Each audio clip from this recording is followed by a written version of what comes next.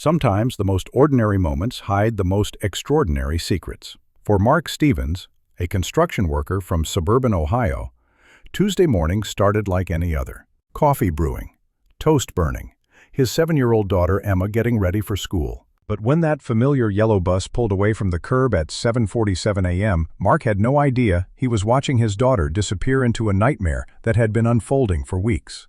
The first warning sign. It was Emma's voice that first shattered the silence. 3 simple words that would haunt any parent. Flashback. Emma sitting at the kitchen table, her small voice barely above a whisper. Emma. Daddy. The bus driver did it again. Mark paused, his coffee cup halfway to his lips. The way she said it, that tremor in her voice, the way her eyes couldn't meet his, sent ice through his veins. Mark. Did what again, sweetheart? Emma's silence stretched like a taut wire ready to snap, but Emma just shook her head and ran upstairs, leaving Mark with questions that multiplied like shadows in his mind. Mark staring up the staircase, unease written across his face. The investigation begins. That evening, Mark tried again. This time, Emma's words came in fragments, broken pieces of a puzzle that made his blood run cold. Dimly lit living room. Emma, curled up on the couch. Emma. He makes the kids sit in special seats, and he watches us in the mirror. All the time, Daddy, even when we're being good. Special seats. The words echoed in Mark's mind as he tucked Emma into bed that night. What kind of special seats? And why did his daughter look so afraid? Mark's shadow looms large on Emma's bedroom wall as he closes her door. Sleep wouldn't come easy. Mark found himself pacing the hallway at 2 a.m., his mind racing with possibilities he didn't want to consider. Mark's sleepless silhouette against the window. Wednesday morning brought new revelations. Emma's friend Sarah, usually chatty and bright, boarded the bus with the same haunted look in her eyes. Slow-motion shot of children boarding the bus, their faces unnaturally somber. Mark began to notice things he'd overlooked before. The way the bus driver, Gerald Hutchins, lingered just a little too long at each stop. The way his eyes tracked the children in his rearview mirror with an intensity that made Mark's skin crawl. That afternoon, Mark made a decision that would change everything. He would follow the bus. Mark's car engine starts with determination. Staying 3 cars behind, Mark tracked the school bus through its afternoon route. Everything seemed normal at first. Children getting off at their stops.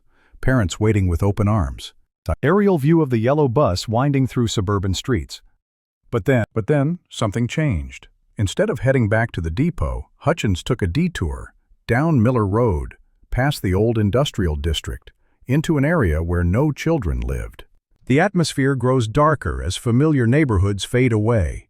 Mark's heart hammered against his ribs as he watched the bus pull into an abandoned parking lot behind a shuttered factory. Cut 2. Mark's white knuckles gripping the steering wheel. What happened next would be seared into Mark's memory forever. Through his binoculars, he watched Gerald Hutchins walk to the back of the empty bus. Tension builds with each footstep. But the bus wasn't empty. Hidden in the back seats were small recording devices, cameras, memory cards, filled with footage that made Mark's stomach turn.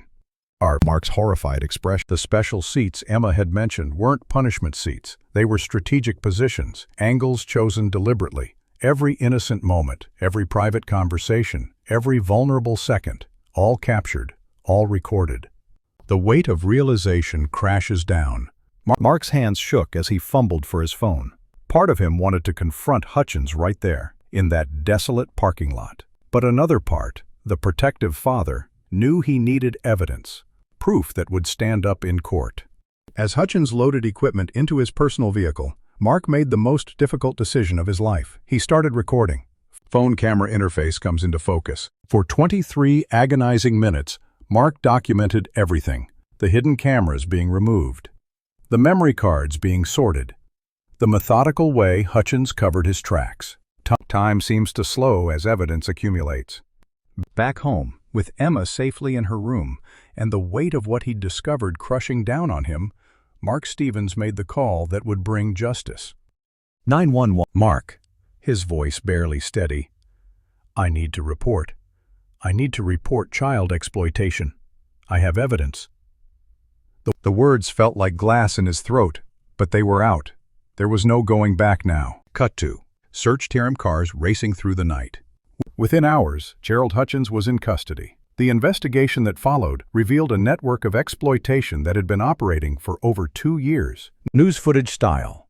Search team, leading Hutchins away in handcuffs. 17 different schools, hundreds of children, thousands of hours of recorded footage found in Hutchins' home, organized by date, by child, by preferences, that investigators still struggle to discuss. The scope of the crime becomes clear. But Emma's 3 words, "Daddy, the bus driver did it again," had stopped it all.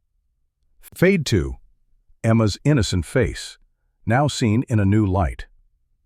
Today, Emma is 12 years old. She testifies at safety conferences, teaching other children to trust their instincts and speak up when something feels wrong. Present day, Emma, older and confident, speaking to a group. Emma, older now. If something makes you feel scared or uncomfortable, tell someone. Keep telling until someone listens. Gerald Hutchins was sentenced to 25 years to life, but the story doesn't end with his conviction. It ends with the lesson that changed how we protect our children. Courtroom gavel comes down with finality. The learning, what every parent must know. Child safety experts say there are 5 critical warning signs every parent should recognize. First, behavioral changes in your child, especially around specific people or activities. Emma's sudden reluctance to discuss school was a red flag Mark initially missed. Second, unexplained fear or anxiety about routine activities. If your child suddenly doesn't want to take the bus, walk to school, or participate in activities they once enjoyed, investigate why. Third, inappropriate knowledge or behavior. Children who've been exposed to exploitation often display understanding of concepts beyond their developmental stage. Fourth, physical signs. Unexplained injuries, changes in eating or sleeping patterns, regression in behavior. Emma had started wetting the bed again, something Mark attributed to school stress. Fifth, and most importantly, when a child tries to tell you something is wrong, believe them. Statistics show that children rarely lie about feeling unsafe or uncomfortable. Experts recommend creating safety codes with your children, special words they can use to signal they need help, even in public. Teach them the difference between surprises and secrets. Surprises are eventually shared with others. Secrets involving adults should never be kept.